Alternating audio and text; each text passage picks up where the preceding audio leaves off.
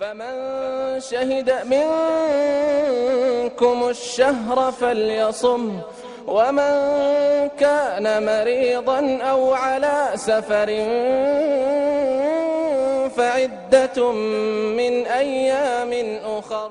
کہتے ان کو ہیں جن کے بارے میں یہ سارا سال یا ساری عمر یہ شور مچاتے رہتے ہیں کہ یہ لوگ درود کے قائل نہیں ہیں، ان کے مردے بھی بے درودے مر جاتے ہیں، بلکہ کہتے ہیں کہ مر گیا مردود، نہ فاتحہ نہ درود.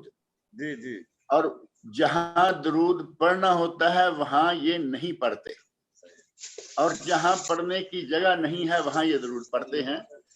اگر تو معاملہ ہو صرف قاعدہ اولیٰ میں درود شریف پڑھنے کا تو وہ نہ صرف یہ کہ باعث سجدہ سہو ہے، بلکہ قاعدہ اولیٰ میں درود شریف پڑھنا چاہیے. اگر واجب نہیں تو علماء کرام نے کم از کم اس کو مستحب قرار دیا ہے کہ قاعدہ ثانیہ میں واجب اور قاعدہ اولیٰ میں مستحب ہے. اور نبی اکرم صلی اللہ علیہ وسلم کی جتنی بھی احادیث ہیں وہ درود شریف سے تعلق رکھنے والی ہیں، تو ان میں کہیں بھی یہ نہیں لکھا کہ یہ درود شریف صرف پہلے قاعدہ میں ہوگا، دوسرے میں نہیں ہوگا. لہٰذا علماء کرام کی ایک بہت بڑی جماعت کا کہنا ہے کہ درود شریف پہلے قاعدہ میں بھی پڑھا جائے اور دوسرے قاعدہ میں بھی پڑھا جائے. اب کہنے والے سجدہ صاحب کرتے ہیں وہ کرتے رہیں، نبی صلی اللہ علیہ وسلم کی حدیث موجود ہے اور وہ مطلق ہے، اس میں یہ نہیں ہے کہ دوسرے میں پڑھو اور پہلے میں مت پڑھو. اور جہاں تک تعلق ہے دعاؤں کا کہ اس نے درود شریف کے بعد دعائیں بھی مانگ لی، سلام پھیرنے کا وقت آیا تو اسے یاد آیا کہ میری تو 1 یا 2 رکعتیں بھی باقی ہیں، مغرب ہے تو 1 باقی ہے اور دوسری ظہر عصر یا عشاء ہیں تو ابھی 2 باقی ہیں.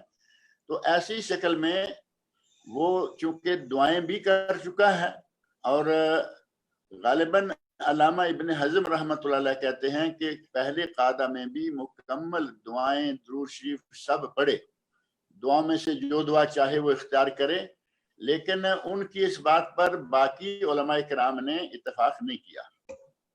یعنی بعض معاملات میں بعض اہل علم جو ہیں وہ متفرد رہ جاتے ہیں، اکیلے رہ جاتے ہیں. تو اس بات کو لے کے کہ اگر اس نے دعائیں تک پڑھ لی اور وہ واقعی بھولے ہوئے رہا تو سلام پھیرنے سے پہلے بہتر ہے کہ وہ سجدہ سہو کر لے. اگر وہ دعائیں وغیرہ پڑھ چکا، کافی دیر بیٹھا رہا اور سلام پھیرنے سے پہلے لمحہ بھر کے لیے اسے یاد آ گیا اور اس نے سلام نہیں پھیری، تو وہ اگر سجدہ سہو کر لیتا ہے تو بہتر ہے، ورنہ دعا مانگنے کی گنجائش بھی موجود ہے اور درود شریف پڑھنا تو مستحب ہے پہلے قاعدہ میں یا قاعدہ اولیٰ میں. احسن اللہ علیکم شیخنا. شیخنا ایک سوال آیا ہے آسٹریلیا سے، سوال کیا ہے عتیق صاحب نے. وہ کہہ رہے ہیں کہ میں بہت زمانے تک یہ جانتا رہا کہ دعائے قنوت ہم وتر میں رکوع کے بعد پڑھتے ہیں، یہی ہمارا عمل بھی تھا اور یہی ہم نے اپنے علماء سے سیکھا بھی تھا. لیکن اچانک میں نے دیکھا کہ ایک صاحب بیان کر رہے ہیں کہ دعائے قنوت کو رکوع سے پہلے بھی پڑھا جا سکتا ہے، اور لوگ پڑھتے بھی ہیں، میں نے عمل بھی دیکھا ہے. تو ان دونوں میں مجھے کنفیوژن ہے، دونوں کون سے، دونوں صحیح ہے یا وہ جو ہے اس کو آپ سے پوچھنا چاہتے ہیں تاکہ انہیں اطمینان ہو جائے. جی جہاں تک دعائے قنوت کا تعلق ہے، دعائے قنوت مروج عام طور پر یہی ہے، ہمارے پاک و ہند میں بھی خاص طور پر یہ مروج ہے، حتیٰ کہ یہاں بلاد عربیہ میں بھی یہی مروج ہے کہ رکوع سے اٹھنے کے بعد سمع اللہ لمن حمدہ مکمل کرنے کے بعد دعائے قنوت پڑھی جاتی ہے. لیکن جہاں تک تعلق ہے حدیث میں دعائے قنوت کے وارد ہونے کا کہ وہ کہاں وارد ہوئی ہے، تو اس سلسلہ میں 2 طرح کی احادیث ہیں. ایک وہ حدیث ہے جس میں رکوع سے پہلے دعائے قنوت پڑھنے کا ذکر ہے، اور وہ جو رکوع سے پہلے دعائے قنوت پڑھنے کے ذکر والی حدیث ہے سند کے اعتبار سے وہ زیادہ قوی ہے. رکوع کے بعد والی حدیث کی نسبت رکوع سے پہلے والی سند کے اعتبار سے زیادہ قوی ہے، صحیح تر ہے. لیکن چونکہ سلسلہ ایک عام ہے، ہر کوئی جو ہے رکوع سے اٹھنے کے بعد ہی دعا کر رہا ہے، تو عموماً لوگ جو ہیں اسی کو اختیار کیے ہوئے ہیں. کسی نے پوچھا تب بھی، کسی نے نہیں پوچھا تب بھی اسی کو انہوں نے اپنا ایک معمول بنا لیا ہے.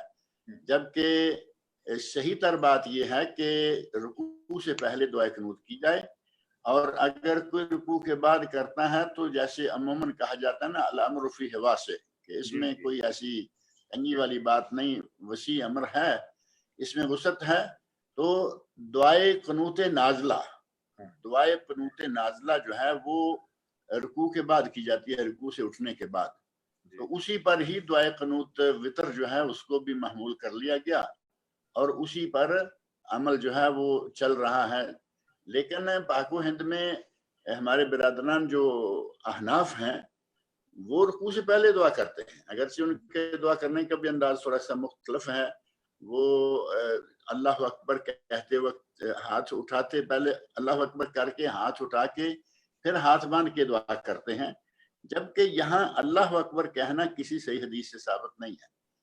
آپ نے سورہ فاتحہ مکمل کی، سورہ فاتحہ مکمل کرنے کے بعد قل هو اللہ یا جو کوئی صورت پڑھی کسی نے، اگرچہ سنت یہ ہے نبی اکرم صلی اللہ علیہ وسلم کا 3 وطروں کی شکل میں جو سنت عمل ہے، آپ کا مسنون عمل ہے، وہ ہے پہلی میں سبح اسم ربک الاعلی، دوسری رکعت میں قل یا ایھا الکافرون، تیسری رکعت میں قل هو اللہ احد۔ لیکن اگر کسی نے کوئی اور صورتیں پڑھی ہیں، اس نے جو بھی صورت پڑھی ہے، صورت مکمل ہونے کے بعد لمحہ بھر کی خاموشی، چونکہ اب ایک نیا کام، نئی بات شروع کرنے جا رہے ہیں، تو اس خاموشی کے بعد اللہم اہدنا یا اللہم اہدنی، جو جمع کا صیغہ یا مفرد کا صیغہ اختیار کرنا چاہتا ہے وہ دعا شروع کر دے، اللہم اہدنی فی من ہدیت وعافنی فی من عافیت، اور یہاں باقاعدہ رفع دین کر کے اور اللہ اکبر کہہ کے دوبارہ ہاتھ باندھ کے دعا مانگنا، یہ درمیان میں جو چیز رکھی گئی ہے وہ صحیح حدیث سے ثابت نہیں ہے، تکبیر خاص طور پر۔ رہا معاملہ رفع دین کا، تو رفع دین سے مراد یہ بھی لیا جا سکتا ہے کہ اگر وہ قل هو اللہ مکمل کرنے کے بعد ہاتھ کھولتا ہے اور ہاتھ اٹھا کے دعا مانگتا ہے تو بھی انشاءاللہ اس میں کوئی حرج نہیں۔ رفع یدیہ سے مراد یہ بھی ہو سکتا ہے، ہمارے یہاں تو وہی لیا جاتا ہے نا، رفع دین کی اور پھر ہاتھ باندھ لیے۔ تو دعائے قنوت نازلہ یہ خاص ہے رکوع کے بعد، اور دعائے قنوت وطر یہ صحیح تر ہے رکوع سے پہلے، لیکن اگر کوئی رکوع کے بعد دعائے قنوت کرتا ہے تو انشاءاللہ اس میں کوئی حرج والی بات نہیں۔ صلی اللہ علیکم شیخنا یہ دعائے قنوت کے تعلق سے جب ایک آدمی اکیلے پڑھے گا تو واحد کا صیغہ استعمال کرے گا، اگر کوئی امام ہے تب اس کو جمع کا صیغہ استعمال کرنا ہے، کیا یہ اس طرح بھی صحیح ہے کہ جب وہ اکیلا ہے تو وہ اللہم اہدنی فی من ہدیت، اور جب وہ امام ہے تو اللہم اہدنا فی من ہدیت جمع کا صیغہ۔ اور یہ بھی ہے کہ اگر وہ اکیلا ہی پڑھ رہا ہے اپنے گھر میں، اس نے دعائے قنوت شروع کی، تہجد پڑھی، دعائے قنوت پڑھنے لگا، تو وہ یہ نیت کر لے کہ یا اللہ مجھے اور میرے گھر والوں کو، اب اپنے گھر والوں کو دعا میں شامل کر لیتا ہے، مجھے میرے گھر والوں کو، یا اللہ مجھے میرے رشتہ داروں کو، یا اللہ مجھے میرے عزیز و اقارب کو ہدایت عطا فرما، اس نیت سے جمع کا صیغہ وہ استعمال کر لیتا ہے تو کوئی حرج نہیں انشاءاللہ۔ اکیلے ہے اور اپنے رشتہ داروں کو یا مومنوں کو شریک کر لے تو کوئی حرج کی بات نہیں، ان کو شریک کر لیتا ہے تو کوئی حرج والی بات نہیں ہے انشاءاللہ۔ احسن اللہ علیکم شیخنا ایک سوال ہے کسی خاتون کی طرف سے کہ رمضان میں مانے حیض کی گولیوں کو استعمال کرنا جائز اور درست ہے یا نہیں کرنا چاہیے، فطری طور پہ چلنے دینا چاہیے، اور جب اس پیریڈ سے ہم گزر جائیں تو پھر ہم بعد میں جا کر کے، کیونکہ کچھ عورتیں حریص ہوتی ہیں کہ وہ رمضان کا مہینہ ہے اور بابرکت مہینہ ہے تو ہم اس میں پورا رکھیں گے، تو مانے حیض کی گولیوں کو استعمال کرتے ہیں، تو کیا ان کا ایسا کرنا صحیح ہے؟ جہاں تک مانے حیض گولیوں کے استعمال کا تعلق ہے، اس سے ایک بات یہ بھی ذہن میں رکھیں کہ بعض خواتین کو اس سے بہت نقصان پہنچتا ہے، اس کے سائیڈ ایفیکٹ بھی ہیں جی، وہ مانے حیض سائیڈ ایفیکٹس جو ہیں اس کے بہت ہیں، اور عموماً عورتوں کو وہ سائیڈ ایفیکٹ ہو جاتے ہیں، اور ظاہر ہے کہ عورت ہو سکتا ہے کہ فوری طور پر محسوس نہ کر سکے، اگر وہ یہ کام کرنے سے پہلے اپنے کسی ڈاکٹر سے چیک اپ کرا لے کہ میں اگر مانے حیض گولی استعمال کروں تو کیا مجھے کوئی نقصان تو نہیں ہوگا، ایسی شکل میں اگر کوئی مسلمان ڈاکٹر اور نیک دیندار ڈاکٹر ہو، وہ کہتا ہے کہ کوئی بات نہیں ہے، اگر آپ اس نیت سے استعمال کرتی ہیں سال میں 1 مرتبہ تو انشاءاللہ کوئی حرج نہیں ہے، اگر ایسا ہو اور وہ استعمال کر لے تو بھی کوئی حرج نہیں ہے۔ اگرچہ افضل شکل اور صحیح تر شکل وہ تو رمضان کے سارے روزے رکھنے کی نیت سے کرتی ہیں کہ یہ فضیلت حاصل ہو جائے، جبکہ اصل بات فطرت ہے، اور عورت کی فطرت میں یہ شامل ہے کہ اسے مہینے میں، جوان عورت ہے تو اسے مہینے میں ایک مرتبہ وہ پیریڈ آئے گا، وہ مینسز کا پیریڈ لازم ہے۔ اور اللہ رب العزت نے قرآن کریم میں نبی اکرم صلی اللہ علیہ وسلم نے اپنے ارشادات میں اس پیریڈ کے احکام بیان فرما دیے ہیں، تو جب احکام بیان فرمائے تو ان احکام پہ عمل کرتے ہوئے اگر وہ نماز چھوڑ دیتی ہے، اس کے بارے میں نبی صلی اللہ علیہ وسلم فرمایا کہ اسے وہ نمازیں نہیں پڑھنی پڑیں گی۔ 7 دن مثلا مثال کے طور پر 7 کسی کا کم ہوتا ہے، کسی کا زیادہ ہوتا ہے، اگر 7 دن کی 35 نمازیں چھوٹ گئیں تو نبی صلی اللہ علیہ وسلم فرمایا کہ ان نمازوں کو دہرانے کی کوئی ضرورت نہیں ہے۔ لیکن روزہ چونکہ سال میں ایک مرتبہ آتا ہے، وہ کوئی ہر مہینے نہیں ہوتا، سال میں ایک مرتبہ ہے، اس میں اگر وہ 5-7 روزے چھوٹ جاتے ہیں تو ان کو بعد میں رکھ لے۔ مریض کے حکم میں وہ ہے فَمَنْ كَانَ مِنْكُمْ مَرِيضًا أَوْ عَلَى سَفَرٍ فَعِدَّةٌ مِّنْ أَيَّامٍ أُخَرَ، اگر کوئی مریض ہو، کوئی مسافر ہو اور اس سے روزے چھوٹ جاتے ہیں تو اس کے بارے میں فرمایا کہ وہ باقی ایام میں اتنے روزے رکھ لے۔ جب رعایت موجود ہے اللہ اور اللہ کے رسول کی طرف سے اور نمازوں کی چھوٹ ہے، روزے میں رعایت ہے، نمازوں میں چھوٹ ہے، تو پھر اپنے آپ کو کسی بھی قسم کی مشقت میں ڈال کر فضیلت حاصل کرنے کی ضرورت نہیں ہے۔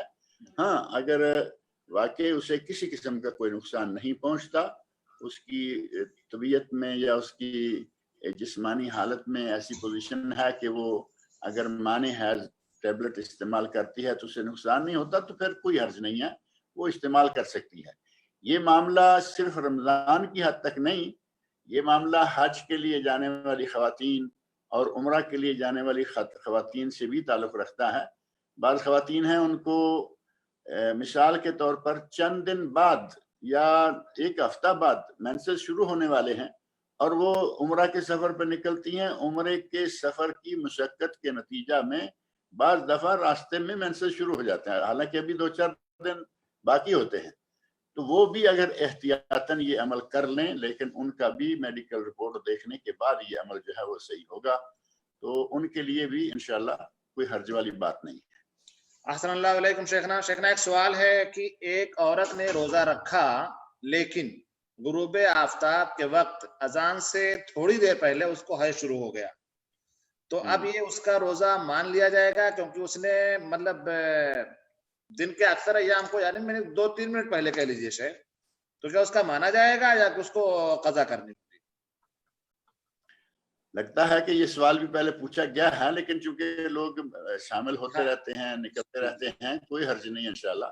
جی جی، میں ایک واقعہ بھی ذکر کیا تھا کہ ہمارے جاننے والوں کے یہاں کہیں ایسا کچھ واقعہ پیش آ گیا UAE میں، تو انہوں نے مجھے پوچھا کہ اگر خاتون کا 5-10 منٹ صرف سورج باقی ہے اور روزہ حیض جو ہے وہ شروع ہو گیا، تو کیا ان کا روزہ جو ہے وہ رہے گا یا ٹوٹ جائے گا؟ جی کل ہی بات آئی، کل ہی بات آئی۔ ہاں جی، میں نے کہا کہ اگر 5-10 منٹ پہلے بھی اگر مینسز شروع ہو گئے، خون شروع ہو گیا، تو میں نے کہا کہ اس کا روزہ ختم ہو گیا۔ جی جی جی، تو وہ کل ہی میں بات کر رہا نا کہ کچھ اندر ہی اندر ناراض ہوئے، اب کھل آ کے تو ظاہر ہے کہ کیا ناراضگی کا اظہار کرتے، لیکن اندر اندر ناراض ہوئے، جو ان کی باتوں سے تھوڑا محسوس ہوا۔ وہ کہنے لگے کہ وہ صبح سے لے کے گرمی کا موسم، اتنا لمبا دن اور اتنی مشقت برداشت کی، اب 10-5 منٹ کی بات میں آ کے اس کا روزہ ختم ہو گیا۔ میں نے کہا یہ کہ ہمارے بس میں تو نہیں ہے نا، یہ باتیں تو اللہ اور اللہ کے رسول نے بتائی ہوئی ہیں کہ اگر کوئی روزہ کھلنے سے جان بوجھ تھوڑی دیر پہلے کچھ کھا لیتا ہے، اس کے لیے کتنا سختی کے ساتھ وعید ہے، اور اگر کسی کا روزہ کھلنے سے 5-10 منٹ پہلے مینسز شروع ہو جاتا ہے تو اس کا روزہ ختم ہو گیا، اور اسے روزہ جو مشقت برداشت کی ہے اس پر اللہ یقیناً ثواب عطا کرے گا، لیکن وہ روزہ نہیں ہوگا، اس روزے کی جگہ پر اس کو بعد میں ایک روزہ جو ہے وہ رکھنا ہوگا۔ تو یہ کل ہی بات آئی تھی۔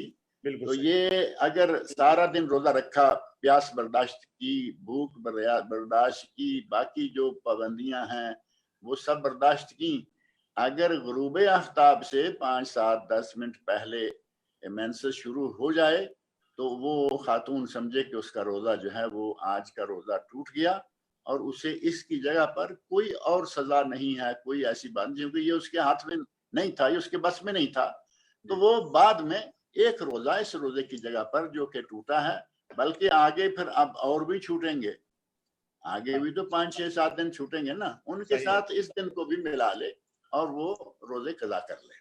جی حسن اللہ علیکم شیخنا ایک سوال یہ ہے کہ حائضہ عورت حیض سے پاک تو فجر سے پہلے ہو گئی، مگر غسل اس نے فجر کے بعد کیا، تو اس کا کیا حکم؟ یا اسی طریقے سے کسی نے کسی کو غسل جنابت کی ضرورت تھی اور وہ سستی کی وجہ سے یا کسی اور وجہ سے وہ فجر سے پہلے غسل نہیں کر سکے، تو ان دونوں کا حکم کیا ہے شیخ صاحب؟ کیا ان کا روزہ مانا جائے گا کہ ان کا روزہ نہیں مانا جائے گا؟ نبی صلی اللہ علیہ وسلم کے بارے میں یہ بات موجود ہے کہ امہات المومنین میں سے آپ کی اہلیہ بیان کرتی ہیں کہ نبی صلی اللہ علیہ وسلم کو سحری کا وقت پا لیتا اور آپ جنابت سے ہوتے، آپ سحری کر لیتے اور فجر کی نماز کے لیے یعنی سحری کھانے کے بعد آپ نماز کے لیے غسل فرماتے۔ جب نبی اکرم صلی اللہ علیہ وسلم سے یہ ثابت ہے کہ آپ جنابت کی حالت سمیت روزہ رکھ لیتے تھے اور آپ کا روزہ ہو جاتا تھا، تو اسی طرح ہمارا بھی روزہ باذن اللہ تعالیٰ قبول ہوگا۔ لیکن اب یہ ہے کہ جنابت کی حالت ہو گئی اور روزہ رکھنے کے لیے اٹھے تو نہیں، سحری بھی نہیں کھائی، اب اٹھ ہی نہیں رہے، فجر بھی نہیں پڑی، اب مسئلہ لمبا کرتے چلے جائیں گے تو ظاہر ہے کہ ایسا تو نبی صلی اللہ علیہ وسلم نے نہیں کیا نہ بتایا ہے، بلکہ جماعت چھوٹنا تو دور کی بات ہے، ایسے لوگوں کی عموماً نماز تک بھی چھوٹنے کا خدشہ رہتا ہے۔ ایسا نہ ہو، اگر کوئی جماع کے نتیجہ میں اس پہ غسل واجب ہے یا احتلام کے نتیجہ میں غسل واجب ہے اور وقت ایسا ہے کہ اگر غسل کرتا ہے تو اس کا کھانا چھوٹ جاتا ہے اور آگے لمبا دن ہے، وہ یہ بھی نہیں چاہتا کہ کھانا چھوٹ جائے، تو وہ کھانا کھا لے، ہاتھ منہ دھوئے کھانا کھا لے، اور فجر کی اذان کے بعد جو درمیان میں وقت ہوتا ہے 20 منٹ، اور آپ کے علم میں ہے کہ بعض مساجد میں 25 اور یہاں ہمارے شہر میں الخبر میں ایک مسجد ہے، مجھے معلوم ہے کہ وہاں باقاعدہ لکھا ہوا ہے کہ وہ فجر کی اذان کے بعد ٹھیک آدھا گھنٹہ کے بعد جماعت کھڑی کرتے ہیں۔ اگر کسی اگر کہیں ایسا ہے تو ضرورت بھی نہیں نہانے کے لیے، آدھا گھنٹہ کون لیتا ہے، کوئی ہم نے بھینس تھوڑی نہلانی ہے، خود ہی تو نہانا ہے، تو اس میں تو 10 منٹ لگ گئے، 15 لگ گئے، تو اذان کے بعد غسل کرے اور بعد جماعت جا کے نماز پڑھے، اس کا روزہ صحیح ہے، اس کے روزے میں کوئی فرق نہیں ہے۔ یہی معاملہ خاتون کا ہے کہ اس کا مینسز بند ہو گیا فجر سے پہلے اور وہ اب روزہ رکھ لے، اور جب موقع ملے نماز کے بعد، اذان کے بعد نماز سے پہلے، تو وہ غسل کر لے، اس کا بھی روزہ جو ہے وہ انشاءاللہ صحیح شمار ہوگا۔ احسن اللہ علیکم شیخ کسی بنت ہوا کا سوال آیا ہے کہ وہ ان کا جب پیریڈ آنے کو ہوتا ہے تو انہوں نے پیریڈ کا وقت مثال کے طور پہ آج سے ہے اور انہوں نے مانے حیض کی گولیوں کو کھا لیا کہ خون نہ آئے، اور اس کے بعد انہوں نے نماز بھی چھوڑا، روزہ بھی چھوڑا، وہ یہ سوچ کر کے کہ ہم تو حیض کے پیریڈ میں ہیں، جبکہ انہوں نے مانے حیض کی گولیوں کو کھا لیا ہے۔ ظاہر ہے کہ مانے حیض گولیاں کھا لینے کے بعد جب حیض شروع ہی نہیں ہوا جی تو وہ حیض سے نہیں ہے، حیض سے ہونے کے لیے حیض کی علامت سامنے آنی چاہیے، اور وہ علامت ہے خون کا جاری ہونا۔ جی اگر کوئی عورت ایسی ہے کہ اس کا حیض ہر مہینے، مثال کے طور پر ایک ہفتہ جو حیض کا ہے وہ پہلا ہفتہ ہوتا ہے، دوسرا ہوتا ہے، تیسرا ہوتا ہے، چوتھا ہوتا ہے، خاتون کو معلوم ہے کہ میرا ہفتہ پہلا ہے، اب پہلے ہفتے میں کسی بھی وجہ سے، میڈیکل وجوہات ہو سکتی ہیں، جسمانی کوئی نہ کوئی وجہ ہو سکتی ہے، اس کا پہلے ہفتے میں حیض شروع نہیں ہوا، تو کیا وہ پہلے ہفتے میں نمازیں نہیں پڑھے گی، روزے نہیں رکھے گی؟ وہ نمازیں بھی پڑھے گی، روزے بھی رکھے گی۔ اس کا حیض اس مرتبہ تھوڑا لیٹ ہو کے اگلے ہفتے میں چلا گیا، اور ایسا خواتین میں موجود ہے کہ کبھی کبھی حیض پیریڈ کا وقت جو ہے وہ تھوڑا آگے پیچھے ہو جاتا ہے، اور لیٹ بھی ہوتا ہے اور کبھی جلدی بھی ہوتا ہے، کسی سفر وغیرہ کی مشقت کے نتیجہ میں جلدی ہو گیا اور کبھی کسی وجہ سے اصل دنوں سے لیٹ ہو گیا تو اگر خون نہیں آیا تو وہ عورت حائضہ شمار نہیں ہوگی، وہ عورت نارمل ہے اور اسے روزہ بھی رکھنا ہے، اسے نمازیں بھی پڑھنی ہے. اور اگر کسی نے اس طرح کی کوئی غلطی کی ہے تو اسے چاہیے کہ اپنی غلطی کی اصلاح کر لے اور آئندہ کے لیے خیال رکھے. جب تک خون جاری نہیں ہوگا وہ عورت حائضہ نہیں ہے، جب تک خون جاری نہیں ہوتا تب تک وہ نفاس میں نہیں ہے. تو نماز چھوڑنے کا یا روزہ چھوڑنے کا وقت تب آئے گا جب خون شروع ہو گیا. خون شروع نہیں ہے اس کے لیے روزہ چھوڑنے کی اور نماز چھوڑنے کی کوئی گنجائش نہیں ہے. شیخ اگر کسی نے ایسا کیا ہے، اس نے روزہ بھی چھوڑا نماز بھی چھوڑا ہے، تو اب روزہ کی تو قضا کرے گی، لیکن اس کے ساتھ ساتھ کیا اس کو کچھ فدیہ وغیرہ بھی دینا ہے؟ یا نماز کے لیے وہ کیا کرے گی؟ نماز قضا کرے گی کہ توبہ کرے گی اللہ تعالیٰ سے؟ اس کو کیا حال ہے اس کا؟ نماز کے لیے تو ظاہر ہے کہ جان بوجھ کر اگر کوئی کرتا ہے تو اس پر تو نمازیں پڑھنے کا بھی کہا گیا کہ وہ ساری عمر بھی کچھ کرتا رہے تو اس کی نمازیں پوری نہیں ہو پائیں گی، فریضہ جو ہے. اور جہاں تک تعلق ہے روزے کا، روزے اس نے چھوڑے ہیں اور معلوم ہے کہ کتنے ہیں، تو روزے تو وہ روزے رکھ لے. نمازیں تو حیض کے عالم میں چھوڑی ہوئی نبی صلی اللہ علیہ وسلم نے بھی معاف کر دی ہیں. اس نے وہ حیض کی حالت میں تو نہیں چھوڑی بے وقت ہیں. لیکن اب ان کی جو نمازیں جان بوجھ کر قضا کی گئی ہوتی ہیں ان کی قضا ہوتی نہیں. یا یوں سمجھیں کہ اگر بہت زیادہ نمازیں کئی سالوں سے یہ سلسلہ چل رہا ہے، پتہ نہیں کتنی نمازیں قضا ہو گئی اور کس سال کتنے دن پیریڈ رہا، ایسی شکل میں اگر بہت ساری یا بے شمار نمازیں ہو گئی ہیں تو وہ خاتون اللہ رب العزت سے صدق دل سے توبہ کرے، جو توبہ کی شرائط ہیں ان شرائط کے ساتھ. اور اس نمازوں کے لیے اسے کسی قسم کا کوئی کفارہ دینے کی ضرورت نہیں ہے، اس کے لیے توبہ کافی ہے. جہاں تک تعلق ہے روزوں کا تو وہ روزے رکھ لے، کیونکہ وہ اسے معلوم ہوں گے کہ وہ کتنے روزے چھوٹے ہیں. نمازیں جو ہیں وہ لمبا معاملہ ہے. نمازوں کے لیے حیض کی حالت میں گنجائش بھی دی گئی ہے کہ نمازوں میں چھوٹ ہے، روزے میں گنجائش ہے کہ اس وقت نہ رکھے بلکہ مہینہ گزرنے کے بعد جب چاہے رکھ لے. تو خاتون جو ہے وہ روزے جو ہیں وہ رکھ لے اگر اسے معلوم ہے کہ تھوڑے ہیں. اب مسئلہ رہا کہ کوئی لمبی عمر تک ایسا کرتا رہا، اسے اب یہ بھی معلوم نہیں کہ کتنے سال روزے چھوٹے، کتنا ہوا، تو پھر اللہ رب العزت سے توبہ کرے. اللہ تعالیٰ غفور رحیم ہے. التائب من الذنب کمن لا ذنب لہ، توبہ کرنے والے کے گناہ اللہ تعالیٰ معاف کر کے اسے یوں کر دیتا ہے کہ جیسے اس نے گناہ کیا ہی نہیں. جی احسن اللہ علیکم شیخنا میرا ایک آخری سوال ہے، اس کے بعد آپ کے ناظرین آپ سے سوال کریں گے. تو میرا سوال یہ شیخ، جیسے قضا کی بات چل رہی ہے تو یہ جو قضائے عمری کا سلسلہ ہے شیخ، جو لوگ حج کو آتے ہیں وہ یہی پورا حرمین شریفین میں سے مکمل طور سے فٹ فاٹ کر کے اپنے عمر کا حساب لگاتے ہیں، پھر وہ جب سے نماز فرض ہے نہیں پڑھے ہیں اس حساب سے، اگر حرم شریف میں ہے تو 1,00,000 کے حساب سے نماز پڑھتے ہیں، اور اگر مدینہ میں ہے تو 10,000 کا مسئلہ ہے. تو شیخ یہ کیا ان لوگوں کا اپنا مسئلہ ہے؟ کہاں سے کیا بیس بنا کر کے لاتے ہیں اس کو اور کیسے اس کو پڑھتے ہیں؟ یہ بیس بنا کے تو کہیں سے بھی نہیں لاتے، ان کی بیس مولوی بناتے ہیں. ان کی بیس ان کے مولوی بناتے ہیں. انہوں نے انہیں باقاعدہ یہ قضا عمری کے نام سے ایک نماز سکھلا رکھی ہے کہ اگر رمضان کے جمعہ کے دن اتنی رکعتیں پڑھ لیں گے تو آپ کی ساری عمر کی چھوٹی ہوئی نمازیں، یعنی بلا استثناء ساری عمر کی چھوٹی ہوئی نمازیں جو ہیں وہ ان کی قضا کی جگہ پر وہ اکیلی نماز، اب اندازہ کریں کہ ایک نماز وہ کافی ہو جائے گی، آپ کی ساری نمازوں کا کفارہ ہو گیا.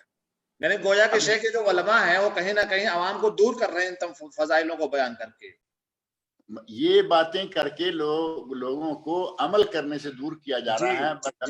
بدعملی کی دعوت دی جا رہی ہے کہ تمہیں کیا ضرورت ہے اتنی نمازیں پڑھنے کی. ایک مرتبہ مکے کا سفر کر لینا، مکہ کا سفر کرنا بھی ضروری نہیں. کہتے ہیں کہ اپنے گھر میں ہوتے ہوئے رمضان کے مہینے میں 12 رکعتیں پڑھو جمعہ کے دن، اور یہ کر لو اور وہ کر لو اور تمہاری قضا عمری ہوگی، تمہاری ساری عمر. یہ کہہ کر باقاعدہ لوگوں کو بدعملی کی دعوت دی جاتی ہے کہ تمہارے لیے ساری عمر کی نمازوں کی قضا ہو جائے گی. اور کچھ ایسے بھی حضرات ہیں، مجھے اچھی طرح یاد ہے کہ یہاں میں ایک مسجد سے نکلا درس دے کے, تو مسجد کے باہر مجھے کسی صاحب نے پوچھا, یعنی ایک دوسرا طریقہ ہے قضاء عمری کا. ایک تو یہ کہ اتنی رکعتیں پڑھ دیں جمعہ کے دن رمضان میں, آپ کی ساری نمازیں ختم. دوسرا طریقہ, باہر نکلتے ایک صاحب کہتے ہیں کہ میں نے فون کیا ہے اپنے مفتی صاحب کو, اسی طرح نمازوں کے بارے میں اس سے سوال کیا کہ بہت سارے سالوں کی نمازیں میری رہ گئی ہیں, تو میں نے یہ سوال کیا. مسجد میں بات ظاہر ہے کس موضوع پہ آئی, تو انہوں نے مجھے پھر اپنا تجربہ یا اپنے مفتی صاحب کا فتویٰ جو ہے وہ سنایا.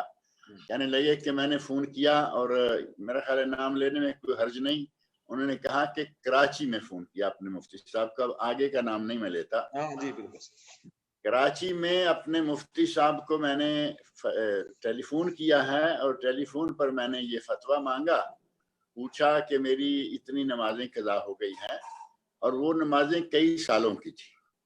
تو مفتی صاحب نے کہا کہ دیکھو, ایک دن کی 5, ایک مہینے کی 150, اور ایک سال کی 1800. اتنی نمازیں بنتی ہیں نا. جی جی. ایک سال کی 1800 اور اتنے سالوں کی اتنے 100 نمازیں بنتی ہیں. ایک نماز کا کفارہ جو ہے اس کو اتنا کر کے نکالیں تو اتنا نکلتا ہے. وہ کہتے ہیں کہ مجھے انہوں نے اپنا بینک اکاؤنٹ بھی دے دیا, کہا ہمارے مدرسے کا بینک اکاؤنٹ یہ ہے, اتنے پیسے اس اکاؤنٹ میں بھیج دو, اور تمہیں اب نمازیں پڑھنے کی کوئی ضرورت نہیں ہے, تمہارے لیے نمازوں کا سلسلہ ختم ہو گیا. تو یہ جو قضاء عمری اور یہ بینک اکاؤنٹ والے نسخے ہیں, یہ مولوی حضرات تیار کیے ہوئے ہیں اللہ رب العزت کی طرف سے, رسول اللہ صلی اللہ علیہ وسلم کی طرف سے. اس قسم کی کوئی نماز اور اس قسم کا کوئی کفارہ ثابت نہیں ہے. جی. لہذا ہمارے ان برادران کو چاہیے کہ عوام کو بدعملی کی طرف نہ لے جائیں. ایک طرف ترغیب دلانے میں وہ حدیث نہیں بھی تو حدیث کے نام سے لوگوں کو کہانیوں میں مسجدوں کی طرف لاتے ہیں, ایک طرف مسجدوں سے بگانے کے لیے بھی نسخے تیار رکھے ہوئے. جی. مطلب یہ ہے کہ شیخ ہر کوئی اپنا اپنا الو سیدھا کرتا رہا اپنے اپنے حساب سے, اپنے حساب سے, ہر کوئی اپنے اپنے حساب سے لوگوں کو چلا رہا ہے. جی. وہ شیخ مجھے ایک واقعہ یاد آ گیا کہ میری شادی تھی, تو میری شادی میں ایک میرے دوست آنے والے تھے, یاسر صفی الرحمان صاحب آنے والے تھے مبارک پور سے. تو وہ آ گئے کہ کسی طرح سے گورکھ پور آ گئے وہ. اب وہ گورکھ پور آئے تو انہوں نے کہا کہ ہم کو بلرام پور جانا, تو کسی کو جانا تھا بستی, تو بستی لے کر کے چلا گیا. اب بستی میں پوچھا بلرام پور جانا, تو کسی کو اترولہ جانا تھا, تو اترولہ لے کے چلا گیا. اترولہ پوچھا انہوں نے بلرام پور جانا تھا, پھر وہ بلرام پور لے کر گیا. مطلب کسی نے ان کو راستہ نہیں بتایا, ہر ایک نے کہا کہ صاحب ہم کو چلنا ہوا, چلا ہم آپ کو پہنچا دیتے ہیں. تو جس کو جہاں جانا تھا وہاں لے کر کے چلا گیا, اور جو راستہ ان کو میرے خیال سے 6-7 گھنٹے میں طے کرنا تھا, وہ 12 گھنٹے میں طے کر کے آئے. ہر کوئی اپنا الو سیدھا کرتا ہے. جی جی, ہر کوئی اپنا الو سیدھا کرتا ہے. جی. تو شیخ صاحب, آپ چونکہ میں نے یہ بھی کہا تھا کہ اب ناظرین کے سوال ہوں گے براہ راست, اور یہاں پہ بہت سارے لوگ ہیں, سوالات تو ہمارے پاس بہت زیادہ ہیں شیخ, لیکن ہم چاہتے ہیں کہ وہی جو مشاہدین اور ناظرین ہیں خود پوچھیں آپ سے. تو جو لوگ پوچھنا چاہتے ہوں اپنا ہاتھ اٹھائیں, میں ان کا مائک کھولوں, آپ براہ راست شیخ صاحب سے سوال پوچھیں. اور اگر آپ کے پاس سوالات نہیں ہیں تو ہم خود پوچھیں گے شیخ صاحب سوالات. جی, کسی کے پاس سوال ہے تو پوچھیے. شاید لگتا ہے شیخ کہ مجھے پوچھنا پڑے گا آپ سے, کیونکہ لوگ اپنے کیمرے کھول نہیں رہے ہیں. شیخ کسی نے سوال کیا ہے کہ کیا الارم میں اذان رکھ سکتے ہیں, کیونکہ میں نہیں چاہتا ہوں کہ صبح اٹھتے ہوئے میوزک یا بیل کی آواز میرے کانوں میں پڑے. تو کیا اس جو الارم بج رہا ہوتا ہے تو اس میں ہم اذان کو سیٹ کر سکتے ہیں؟ اگر وہ الارم ہے گھڑی میں, یا گھر کی گھڑی جو ٹائم پیس ہوتا ہے, یا کوئی بھی اس طرح کی چیز ہے, اس میں اذان رکھتے ہیں, کوئی حرج نہیں ہے. جی. لیکن اگر کوئی الارم کے طور پر یا رنگ ٹون کے طور پر, جو رنگنگ ٹون ہے, اس کے طور پر اذان رکھتا ہے, تو وہ بالکل غلط ہے. کیونکہ بعض دفعہ ایسا بھی ہوتا ہے کہ آدمی دیکھتا ہے کہ نماز کا وقت ہونے والا ہے, میں وضو کر لوں, اور وہ باتھ روم میں داخل ہو گیا, اور اذان کا وقت اس کے باتھ روم میں ہوتے آ گیا, اور وہ اذان شروع ہو گئی. وہ اب کس حالت میں بیٹھا ہوا ہے اسے بھی معلوم ہے, لوگ بھی سمجھ سکتے ہیں, اور اندر سے باہر آواز آ رہی ہو, گھر کا باتھ روم ہے، مسجد کا باتھ روم ہے، کسی راستے میں استراحے کا باتھ روم ہے، جہاں بھی وہ بیٹھا ہے باتھ روم کے اندر سے آواز آنا شروع ہو جائے اذان کی، تو ظاہر ہے کہ یہ تو بہت غلط بات ہے۔ لہٰذا اگر اس نے اپنا ٹائم پیس الارم گھر کے اندر رکھا ہوا ہے، آفس میں ہے، جس ساتھ اپنے باتھ روم میں لے جانے کی نوبت نہیں آتی، اس میں اگر وہ اذان لگا لیتا ہے کوئی حرج نہیں ہے انشاءاللہ۔ اور بعض نے تلاوت لگا رکھی ہوتی ہے جی، لیکن یہ بہت بری بات ہے، اور کئی لوگوں نے یہ سلسلہ شروع رکھا ہوا ہے۔ کئی لوگ تو حد سے گزر کے انہوں نے گانے لگا رکھے ہیں۔ ہاں جی جی، گانے کو رنگ ٹون پہ لگایا ہوا ہے۔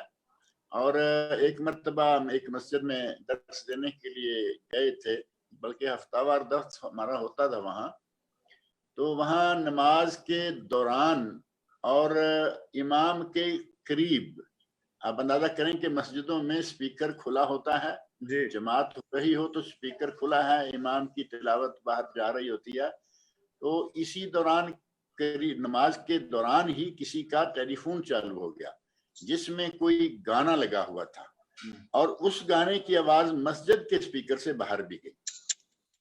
اب آپ اندازہ کریں کہ کتنا غلط ہو گیا۔ اور ہمارے لوگوں میں ایک بات اور بھی ہے، یہ ابھی تھوڑے دن پہلے کی بات ہے کہ واقعہ تو یہ چیزیں تو ہمارے یہاں پیش آتی رہتی ہیں نا۔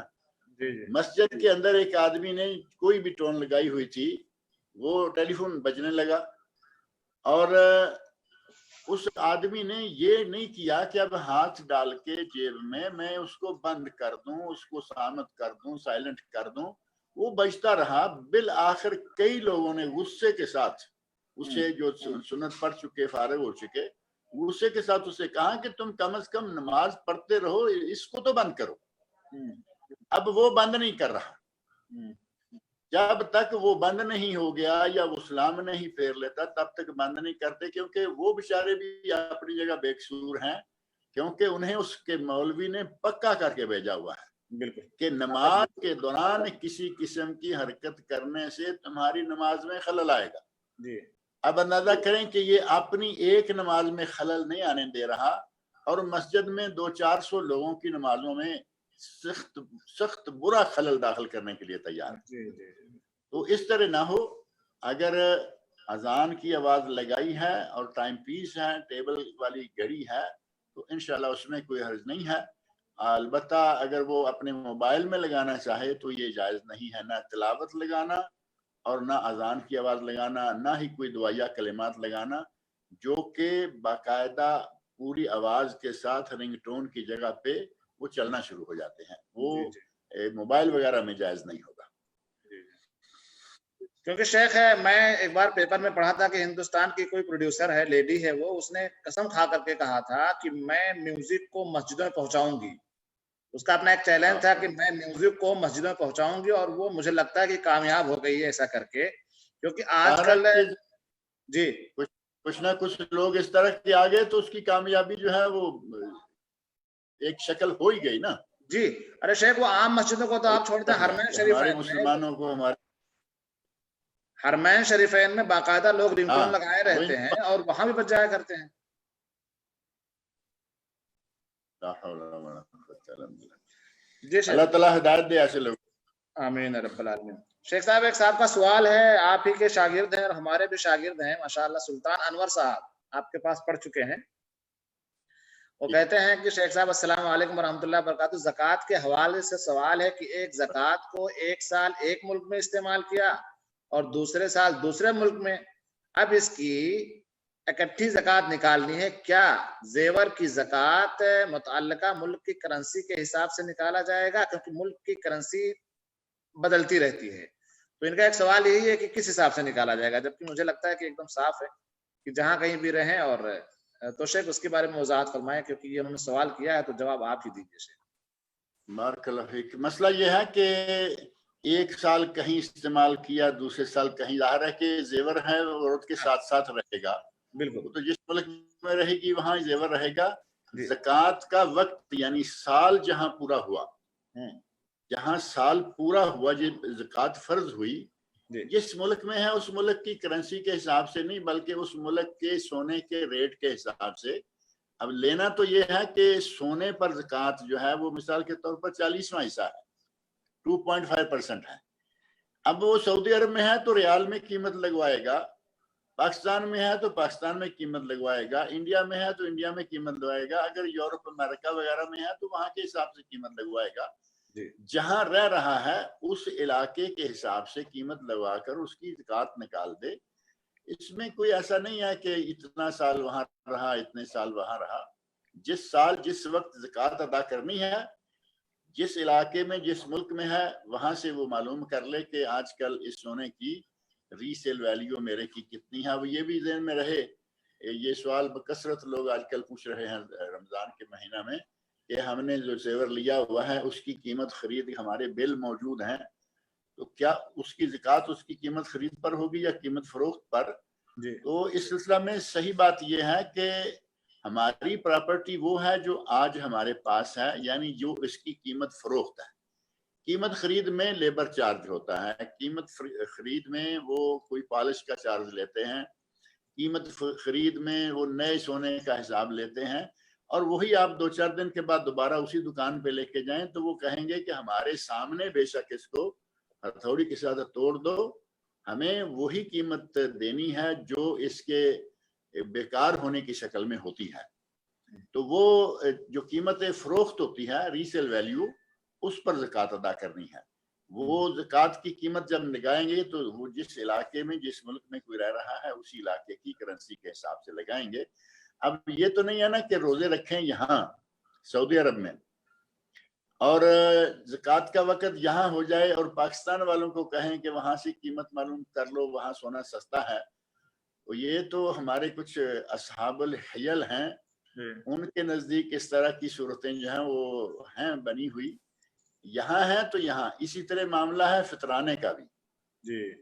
زکوٰۃ الفطر کا معاملہ بھی ایسا ہی ہے کہ روزے رکھے سعودی عرب میں اور پاکستان میں کہے جی وہاں 1.5 کلو دانے جو ہیں وہاں کے حساب سے نکال.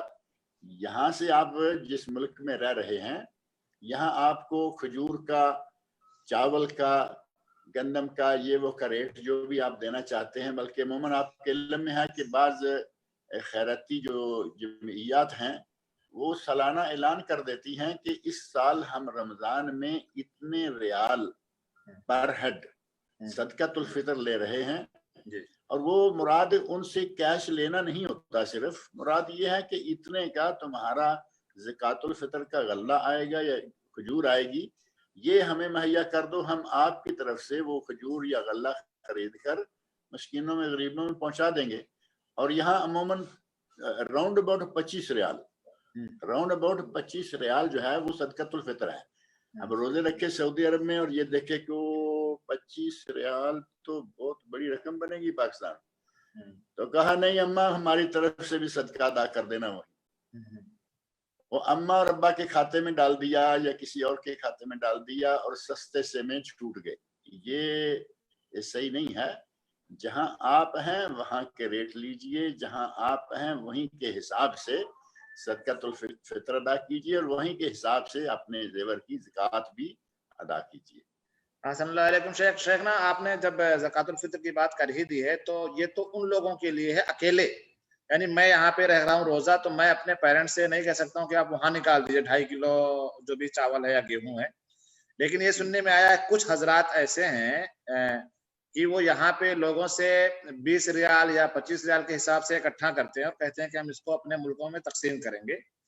لیکن وہ وہاں پہ جب تقسیم کرنے کی بات آتی ہے تو 20 ریال 25 ریال نہیں تقسیم کرتے ہیں، بلکہ وہ فرد کے حساب سے گیہوں یا چاول لیتے ہیں اور اس کو ڈسٹریبیوٹ کرتے ہیں، یعنی اس کے اندر منافع کماتے ہیں. تو ان کے بارے میں شیخ آپ کیا نصیحت کریں؟ یہ تو ناجائز بزنس ہے. جب یہاں سے ایک آدمی نے بھیجے ہیں پیسے یہاں کے حساب سے تو اسے جس آدمی نے لیا ہے اسے چاہیے کہ وہ سارے پیسے، وہ تھوڑے بنے وہ زیادہ بنے، جتنے بھی اس کے روپے کنورٹ ہو کے آتے ہیں ان روپوں کا غلہ خرید کر وہ تقسیم کریں، وہ تقسیم کر دیں. اب یہ تو سیدھا ایک غلط بزنس یا غلط بیپار ہو گیا. عبادت میں بھی بیپار کرنے سے باز نہیں آتے لوگ. یہاں سے لیا، یہاں کے حساب سے آپ اندازہ کر لیں کہ یہاں کا ریال جو ہے آج کل وہ کم و بیش 45 روپے پاکستان کے ہیں. اور غالباً 20 روپے کے قریب یا 25 انڈیا کے ہیں. جی بالکل. تو اب یہ یہاں کیا بھیجے گا تو وہاں یہاں پاکستانی روزے داروں کے فطرہ کی نسبت یہاں والے کا فطرہ جو ہے وہ بہت زیادہ بنتا ہے جی. اب وہاں جا کے ایک آدمی کا یہاں سے لے کے ایک آدمی کا وہاں جا کے 2-3 کا دے اور باقی پیسے جو ہیں وہ اپنے جیب میں ڈال لے تو یہ جائز نہیں ہے. یہ سراسر بددیانتی. احسن اللہ علیکم شیخنا. شیخنا ایک صاحب کا سوال ہے کہ تنخواہ دار شخص اپنے مال کی زکوٰۃ کیسے شمار کرے؟ انہوں نے اگزامپل دیا ہے جیسے کہ یہ اصول ہے کہ جس کے پاس 7.5 تولہ سونا یا 52.5 تولہ چاندی ہے اس کے برابر کی مالیت کا مال 1 سال تک ہو تو زکوٰۃ فرض ہے. اس کے بینک اکاؤنٹ میں پیسہ اوپر نیچے ہوتے رہتا ہے تو جب وہ 1 سال پورا کر رہا ہوتا ہے تب وہ کیسے مطلب مکمل اپنی سیلری کو دیکھے گا یا سیونگ کو دیکھے گا، اس حساب سے وہ زکوٰۃ نکالے گا؟ زکوٰۃ نکالنے کے لیے جو پہلا بنیادی اصول ہے وہ یہ ہے کہ اس مال پر زکوٰۃ ہوگی جس مال کو ان کے قبضے میں پڑے ہوئے سال ہو جائے. اب اگر یہ لیں کہ میری تنخواہ ہوتی ہے، ہر مہینے آتی ہے، ہر مہینے اس میں سے کچھ خرچ ہوتا ہے، کچھ بچتا ہے، کبھی کم خرچ ہوتا ہے، کبھی زیادہ خرچ ہوتا ہے، تو میں زکوٰۃ کیسے دوں گا؟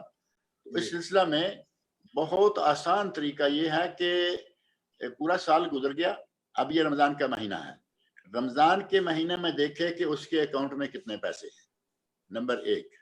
نمبر 2، اس کے گھر میں سونا کتنا ہے، 7.5 تولے سے زیادہ ہے، جتنا ہے اس کا حساب ہو جائے گا. چاندی ہے 52 تولے، 52.5 تولے سے زیادہ کتنی ہے، ہو گئی، اس کی قیمت لگا لے. اور ساتھ ہی جتنا قرضہ کسی سے لینا ہے، قرضہ جو کسی سے لینا ہوتا ہے وہ آپ کا ہے اور اس پر بھی زکوٰۃ آپ کو دینی ہے، اور خاص طور پر وہ قرضہ جس کے بارے میں یہ یقین ہو کہ یہ ہمیں مل جائے گا. اگر کوئی ایسا قرضہ ہے جو ڈوب چکا، جس کے ملنے کی توقع نہیں رہی، تو اس قرضے پر زکوٰۃ روک دے. جب مل جائے تو ملنے کے بعد 1 سال کی زکوٰۃ جو ہے وہ ادا کر دے. جتنے سال وہ باقی وہاں قرضہ پھنسا رہا اس کی زکوٰۃ اس پر نہیں ہے، جس کو ڈوبا ہوا قرضہ کہتے ہیں. تو اس طرح زکوٰۃ جو ہے وہ آج اپنے حساب اگر وہ کرے، جس طرح عموماً بعض لوگ سوچتے ہیں کہ ہمارا کسی سال میں کسی مہینے میں کم آمدنی، کسی میں زیادہ، کسی میں بچت کم، کسی میں زیادہ. اگر وہ اس طرح کا حساب لگائیں گے کہ ہمارے مال کو یا ہمارے پیسے کو تو سال گزرنے میں ہر مہینے میں الگ الگ سا رقم آتی ہے، تو یہ لمبا حساب کرنے سے تو پھر ان کو ایک میرا خیال ہے کہ اکاؤنٹنٹ بھی رکھنا پڑے گا کہ جو ان کے مال کا حساب کرتا رہے کہ اس مہینے میں اتنا آیا، اس مہینے اتنا خرچ ہو گیا، اس مہینے میں اتنی بچت ہوئی. وہ اتنے لمبے حساب کتاب میں جانے کی کیا ضرورت ہے؟ آسان حساب کریں. اللہ کے ساتھ معاملہ ہے، اللہ نے دیا ہے، اس کے دیے ہوئے میں سے دینا ہے. اور وہ آسان حساب یہ ہے کہ آج رمضان کا مہینہ، رمضان کے مہینے میں 1 تاریخ سے لے کے جس تاریخ تک چاہے وہ ایک قاعدہ جو ہے وہ بنا لے. آج سال زکوٰۃ نکالنی ہے، جتنا پیسہ میرے پاس آج ہے اس میں ظاہر ہے کہ پچھلے مہینے کی تنخواہ، اس سے پچھلے کی، اس سے پچھلے کی، وہ بچت ساری موجود ہے. جتنی بچت موجود ہے سب پر وہ لم سم جمع کر کے اس پر زکوٰۃ ادا کر دے، تاکہ اسے لمبے حساب کتاب میں نہ جانا پڑے.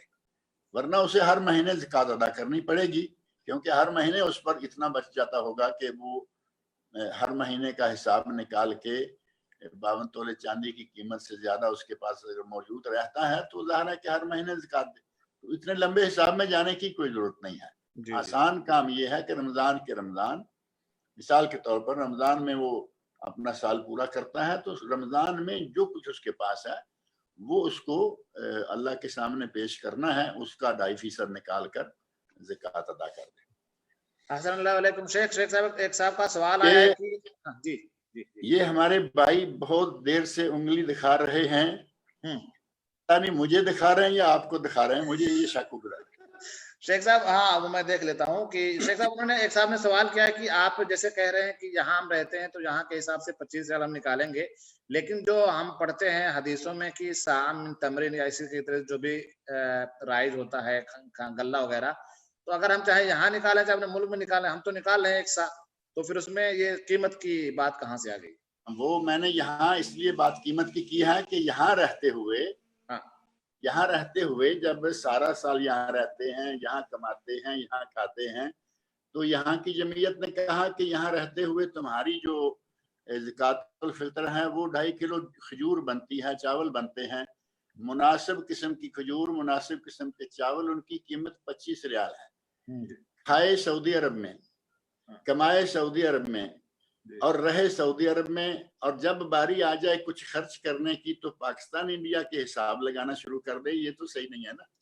نہیں، وہ کہہ رہے ہیں کہ شیخ وہ کہہ رہے ہیں کہ مسئلہ یہ نہیں ہے کہ 2.5 یا 25 ریال، مطلب وہ کہہ رہے ہیں کہ سنت کا مسئلہ یہ ہے، مسئلہ سنت کا یہاں والے جو ہے نا، پہلی بات یہ ہے کہ یہاں والے جو حساب کتاب نکال کے دے رہے ہیں، یہاں والے لوگوں کے حساب سے دے رہے ہیں کہ جو لوگ ہمارے یہاں رہتے ہیں، اور صدقۃ الفطر ہو یا زکوٰۃ ہو، یہ بات یہاں ذہن میں اور بھی سب حضرات رکھیں کہ صدقہ زکوٰۃ جو ہے اس کا پہلا حق یہ ہے کہ جس علاقے میں آپ رہتے ہیں وہاں ادا کریں۔ اب جب اس کو یہاں ادا کرنا ہے، اس کے لیے اتنی رقم یا اتنا وہ غلہ چاہیے جتنا کہ آپ یہاں ادا کرنا چاہ رہے ہیں۔ اب آپ نے کھجور نکالی 2.5 کلو، غلہ نکالا 2.5 کلو، اور اب یہ غلہ اور کھجور آپ وہاں نہیں پہنچا سکتے، اب اس کی قیمت یہاں کی لگا کے وہاں بیچ دیں، جتنا نکلے گا الحمدللہ۔ حسن اللہ، جزاک اللہ خیر شیخ صاحب۔ اب وہ ایک سوال میں ان سے لے لیتا ہوں، ان کا سوال آخر ہوگا جنہوں نے اگلی اٹھا رکھی ہے، ان کا حق بنتا ہے۔ یہ مبین صاحب ہیں، مبین خان صاحب۔ جی مبین صاحب فرمائیں۔ السلام علیکم شیخ صاحب۔ شیخ صاحب، انڈیا میں بھی میری فیملی دیکھ رہی ہے، ان کا سوال ہے، ابھی لائیو دیکھ رہی ہے ماشاءاللہ۔ تو ان کا 2 سوال ہے، حالانکہ چھوٹے بچوں کو اگر زبردستی روزہ رکھواتے ہیں تو اس پہ کیا گناہ ہوگا؟ کسی نے بولا کہ ایسے زبردستی رکھائیں گے تو گناہ ہوگا بچوں کے اوپر۔ اور دوسرا سوال ہے کہ ایک کر لیتے ہیں، آپ کے دوسرے سوال کو سننے کی اجازت لے لیں گے شیخ صاحب سے۔ اگر بچے کو زبردستی روزہ رکھواتے ہیں، اس کو عادت ڈالنا چاہتے ہیں، تو اس میں گناہ نہیں۔ صحابہ کرام رضی اللہ عنہم سے یہ واقعات ملتے ہیں۔ حضرت ربیہ رضی اللہ عنہا ہیں، وہ بیان کرتی ہیں کہ ہم اپنے بچوں کو روزے رکھوایا کرتے، نصوم شبیاننا، ہم اپنے چھوٹی عمر کے بچوں کو بھی روزے رکھواتے تھے، اور اتنی چھوٹی عمر ہوتی تھی کہ جب عصر کا وقت ہوتا تقریباً تو وہ بچے رونا شروع ہو جاتے، بھوک سے بلکنا شروع ہو جاتے۔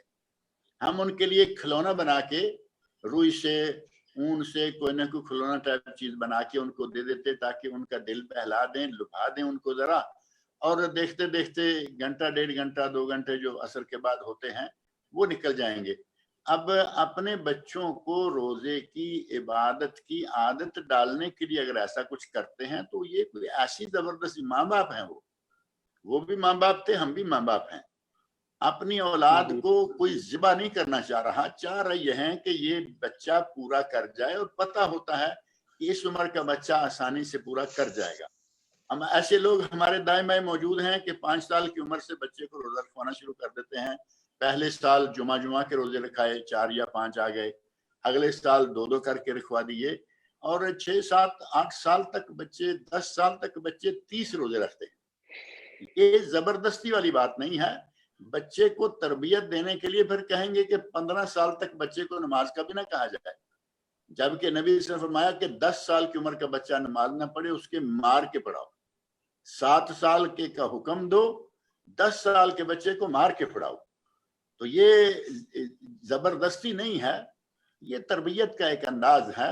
اور اگر کہیں ایسا ماں باپ محسوس کرتے ہیں کہ بچہ اب بالکل نڈال ہو رہا ہے تو اس پہ چونکہ فرض نہیں ہے، اس کو کھلائیں پلائیں اور روزہ توڑا دیں، کوئی بات نہیں ایسی۔ اب آپ دوسرا سوال کر لیجئے قبل اس کے کہ رکاوٹ آئے۔ جی پچھلے رمضان میں زکوٰۃ نکال لیا تھا، اب اس رمضان میں ہونے کا ہے، نکالنا ہے، مگر کیا 6 مہینے پہلے ہی ہم نے حساب کر کے زکوٰۃ نکال لیا تھوڑا سا، اب آدھا بچا ہوا ہے۔ جتنا میں سمجھ گیا ہوں، جتنا تھوڑا سا حساب کر کے نکال دیا تھا وہ آپ کی ایڈوانس نکل گئی۔ ہاں، ٹوٹل زکوٰۃ جتنی نکلتی ہے اس میں سے وہ مائنس کر دیں۔ مثال کے طور پر آپ کی 10,000 ریال زکوٰۃ بنتی ہے، تو آپ نے 5,000 نکال دیا تھا، اب آپ اندازہ کریں آپ کی 10,000 بنی ہے، 5,000 اور نکال دیں تو آپ کی پوری زکوٰۃ ادا ہو جائے گی انشاءاللہ۔